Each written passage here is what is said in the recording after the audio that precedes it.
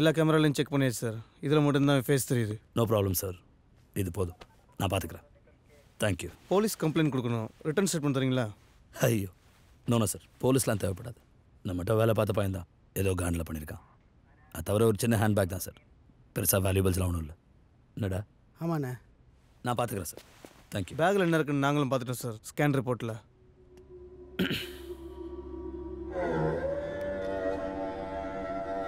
என்ன பண்ண போதுக்கு? நீங்கள் ரெகுலர் கஸ்டமர், இந்த மாதிரி டிரான்சாக்ஷன்லாம் இங்கே வச்சுக்காங்க. தேங்க்யூ. ஓகே.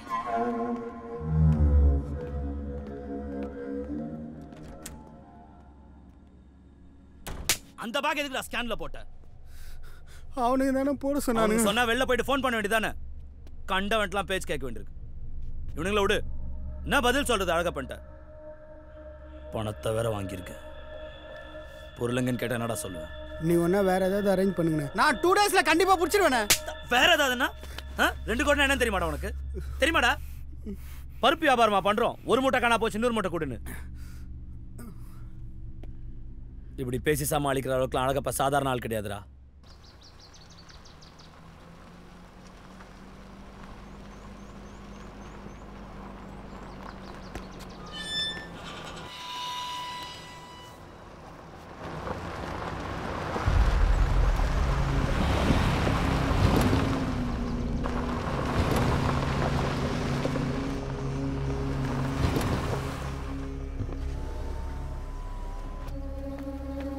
என்ன இங்கே டெய்லி நின்று இத்தனை வணக்கம் வைக்கிற? என்ன வேணும்? யாரை பார்க்கணும்? சார் உங்களை தான் பார்க்கலாம். உனக்கு வேலை வேணா மேனேஜரை பாரு, இல்லை உனக்கு டொனேஷன் ஏதாவது வேணா என் மாப்பிள்ளை பாரு. ஏய் எடுப்பா வண்டி. சார் தர்மராஜை பற்றி. தர்மராஜா யார் அது? சார் தர்மான்னு சுக்ரா ஃபைனான்ஸ் நடத்தினாரு சார். அப்படி யாரும் எனக்கு தெரியாது தம்பி. சரி சார், உங்களுக்கு தெரியாமல் இருக்கலாம், ஆனால் அவர் உங்கள் நகை கடை கொள்ளையடிக்க பிளான் பண்ணுறாரு. என்னையும் சேர்ந்துக்க சொன்னார், நான் முடியாதுன்ட்டேன் சார். தர்மராஜனை யாரும் தெரியாதுங்கிற, தெரியாதவங்களை பற்றி என்னப்பா பேச்சு? போப்பா போய் வேலையை பாரு, போ போ. தர்மராஜனா யாருன்னே தெரியாதுன்னு சொன்ன அழகப்பன் கண்ணில் ஒரு சின்ன டென்ஷனை பார்த்தேன். கண்டிப்பாக ஏதாவது பண்ணுவாருன்னு எதிர்பார்த்தேன்.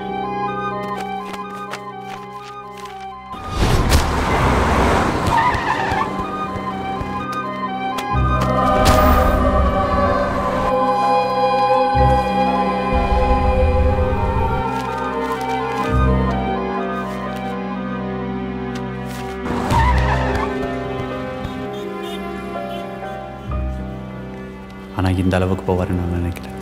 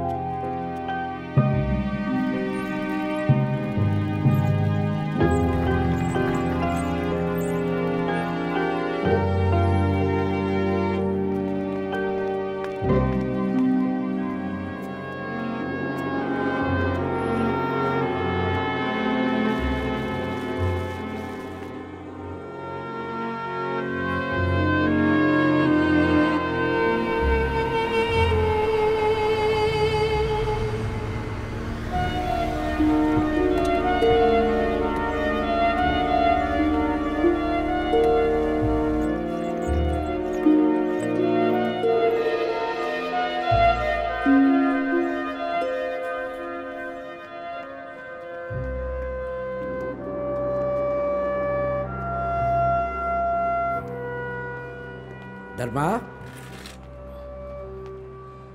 நல்லா இருக்கியாப்பா? என்னாச்சு தர்மா? ரிலீஸ் ஆன உடனே என்ன வந்தல பார்த்துருக்கணும். எத்தனை வருஷம் ஆச்சு உன்னை பார்த்து. எல்லாம் மாறிடுச்சு, போக போக உனக்கு தெரியும் தர்மா.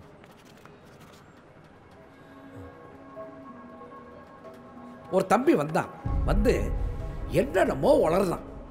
நீ யார் கூடயே சேர்ந்து என் கடையை திருட போகிற, அது இதுன்னு எதோ சொல்லலாம். அவனுக்கு தெரியாதில்ல நம்ம உறவை பற்றி. எனக்கு தான் உன்னை நல்லா தெரியுமா தர்மா. உன்னை இப்படி பார்க்கவே கஷ்டமாக இருக்கு தர்மா. தப்பாக எதுவும் ட்ரை பண்ணிடாது ப்ளீஸா. சீக்கிரம் குணமாயிட்டு வா, நான் இருக்கேன். நீதான் ஐயரா? ம், உன்னை பற்றி ரொம்ப கேள்விப்பட்டேன். பார்த்துக்க, படகடம் ஏதாவது வேணும்னா என்கிட்ட கேளு. Okay, right.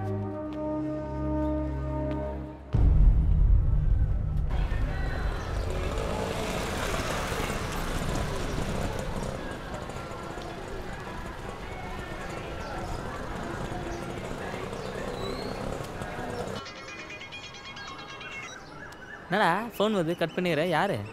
ஐயர்ரா காலிலேருந்து ஃபோன் பண்ணிக்கிட்டே இருக்கு. ஏய், சரக்கு குதிரை சார் கேட்க ஃபோன் பண்ணார் போடுறா. எத்து பேசுறா? யாரு? ஐயர். அப்படி இருந்தால் நேரில் வர வேண்டியதானே? எதுக்கு மச்சான். ஃபோனில்? ஏய் ஹாய், இப்போ தான் உன்னை பற்றி பேசிட்டு இருக்கேன். நேரில் வந்து நிற்கிறேன். அப்போலாம் 100 இயர்ஸ் கன்ஃபார்ம்ல. நீ என்ன வேலை பார்க்குறேன்னு சொன்ன? அதான் சொன்னமே, மெடிக்கல் ரெப் அனசின் க்ரோசிங் உருவா. நான் உன்கிட்ட கேட்டனா?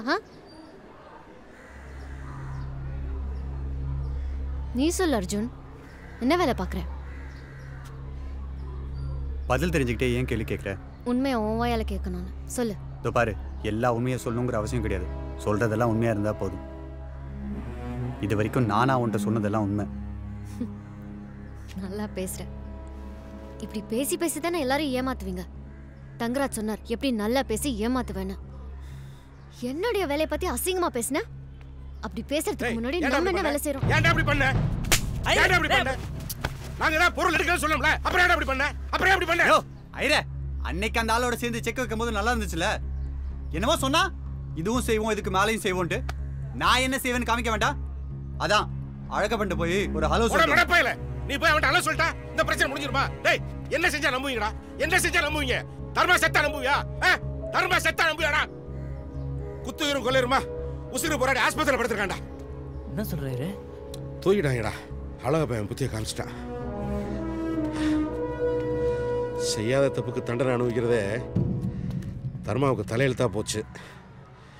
முதல்ல அழக பணம் நம்பினா ஜெயிலுக்கு போனா, இப்போ ஒன்றை நம்பினா குத்துயிரும் கொலையுமா உசுருக்கு போராடிட்டு இருக்கான். தனக்குன்னு எதையுமே யோசிக்காதவன்டா தர்மா. ஆசைக்கு ஒரு மக, அன்பான மனைவி, காஞ்சிபுரத்திலே ரொம்ப மரியாதையான குடும்பம், பார்த்துக்கிறதுக்கு பரம்பரை பட்டு தொழில்னு ரொம்ப சந்தோஷமாக வாழ்ந்துக்கிட்டு இருந்தவன். அவன் தாத்தா ஒரு ஆர்வத்தில் கட்டிட்டு பாதியில் அம்போன்னு விட்டு போன பள்ளிக்கூடத்தை கொஞ்சம் ரெடி பண்ணி வசதி இல்லாத குழந்தைகளை நல்லா படிக்க வைக்கணும்னு ஆசைப்பட்டாங்க. கொஞ்சம் கொஞ்சமாக குழந்தைகளை சேர்த்து இலவசமாக எல்லாத்தையும் சொல்லி கொடுத்து தனக்கும் அந்த பள்ளிக்கூடத்துக்கும் ஒரு அர்த்தத்தை தேடிக்கிட்டான். நல்லது பண்ணுறதுக்கு வெறும் நல்ல மனசு இருந்தால் மாத்திரம் பத்தாது. வசதி குறைச்சி இல்லாமல் அந்த குழந்தைகளை பார்த்துக்கணும்னா நிறையா பணமும் வேணும்னு தர்மாவுக்கு போத்தான் புரிய ஆரம்பிச்சது. எப்படியாவது அந்த ஸ்கூலை டெவலப் பண்ணணும்னு தர்மா ரொம்ப ஆசைப்பட்டான். ஸ்கூலுக்கான ஃபண்டை கலெக்ட் பண்ணுறதுக்கு நிறைய முக்கியமானவங்கள இன்வைட் பண்ணியிருந்தான். அந்த ஃபங்க்ஷனில் தான் அந்த பாலா போன அழகப்பனை தர்மா முதல்ல சந்திச்சான். அப்பாவே சாதாரண நகைப்பட்டு தான் வச்சுருந்தான். என்ன சொல்கிறார் சார்? அவர் இல்லை எவ்வளோ தரேன்னு சொன்னார். ஒரு நல்ல காரியத்துக்காக கேட்குறோம். கண்டிப்பாக நல்லபடியாக பண்ணுவார். 1000 ரூபாய்க்கு மேலே 1 ரூபாய் கொடுத்தா கூட நீங்கள் என்னை வந்து பார்க்கலாம். ஒருவேளை கம்மியாக கொடுத்தா நீங்கள் கண்டிப்பாக என்னை வந்து பார்க்கலாம்.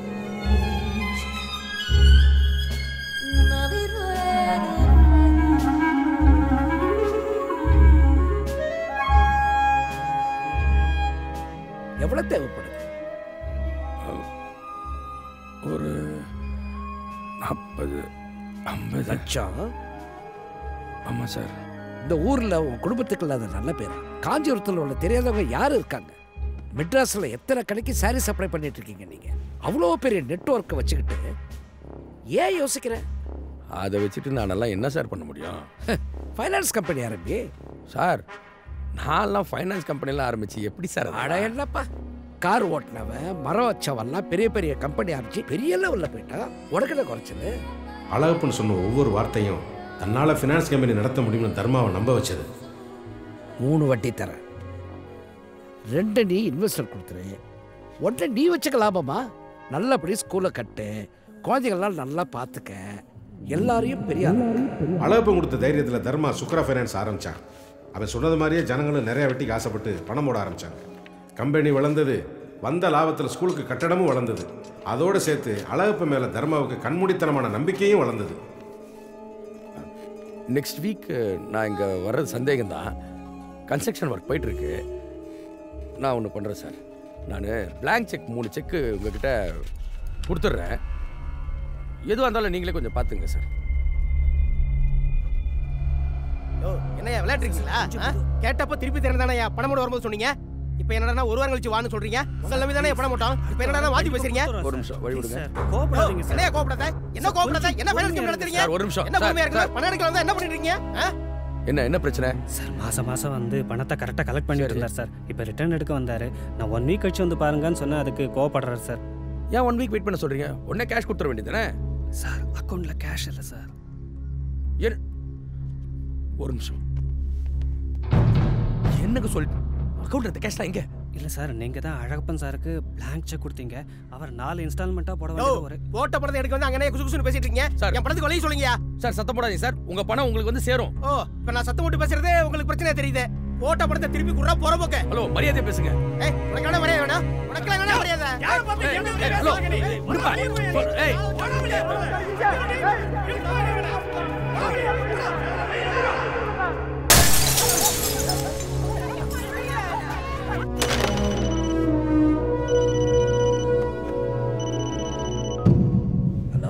சார், என்ன சார் இது? நீங்க எங்க இருக்கீங்கன்னு தேடி கண்டுபிடிக்கிறதுக்குள்ள உயிரே போயிடுச்சு சார். எல்லா செக்கையும் நீங்க என்கேஷ் பண்ணிட்டீங்க. இங்க பணமே இல்லாம ஒரே பிரச்சனை ஆகி அடிக்கடி வர போயிடுச்சு சார். என்ன தெரியுமா சொல்ற? அப்படி நடக்க சான்ஸே இல்லையே. இப்படி எங்க இருக்க? சார் நான் ஆபீஸ்ல தான் சார் இருக்கேன். என்ன சார் நீங்க இங்க வெளியில கூட்டம் அதிகமாயிடுச்சு சார். இந்த கூட்டத்தை கண்ட்ரோல் பண்றதுக்காக லோக்கல் போலீஸ் ஸ்டேஷன்ல சொல்லி பந்தோபஸ்து ஏற்பாடு பண்ணிருக்கேன் சார். கரெக்டான காரியம் பண்ணியிருக்கேன் தர்மா. சரி, ஒன்று பண்ணு. எனக்கு தெரிஞ்ச இன்ஸ்பெக்டர் ஒருத்தர் இருக்காரு, அவரை அனுப்புறேன். அவரோட பத்திரமா கூட்டு போவாரு. நீ அவரோட போயிடு. சார் அரெஸ்ட் ஆக சொல்றீங்களா? சேச்சா, இதை போய் அரெஸ்ட்டுக்கு ரெஸ்ட்டு பேசி. கூட்டம் கோவமா இருக்கு. கோவம் அதிகமாகி ஒன்று ஆஃபீஸை உடைக்கலாம், இல்லைன்னா உன் மேல கை வைக்கலாம். உனக்கு எதுவும் ஆகக்கூடாதுங்கிற ஒரு நல்ல எண்ணத்துல தான் இதை சொல்றேன். ஈவினிங்குள்ள எல்லாருக்கும் பணத்தை கொடுத்து ஃபைசல் பண்றது என் பொறுப்பு. என் மேல நம்பிக்கை இல்லை? உங்களை நம்பி தானே சார் எல்லாமே பண்ணேன். அந்த நம்பிக்கை எப்போதும் வீண் போகாது சார். நான் ஹலோ சார், போகணுமா என்ன? ஆட போட. அவன் குடும்பத்துக்கு இருக்கிற நல்ல பேரை அவன் பயன்படுத்திக்கல, நான் அதை காசாக்கிக்கிட்டேன். பணம் போட்டு தான் லாபம் சம்பாதிக்கணும் அவசியம் இல்லை, எப்படியும் சம்பாதிக்கலாம்.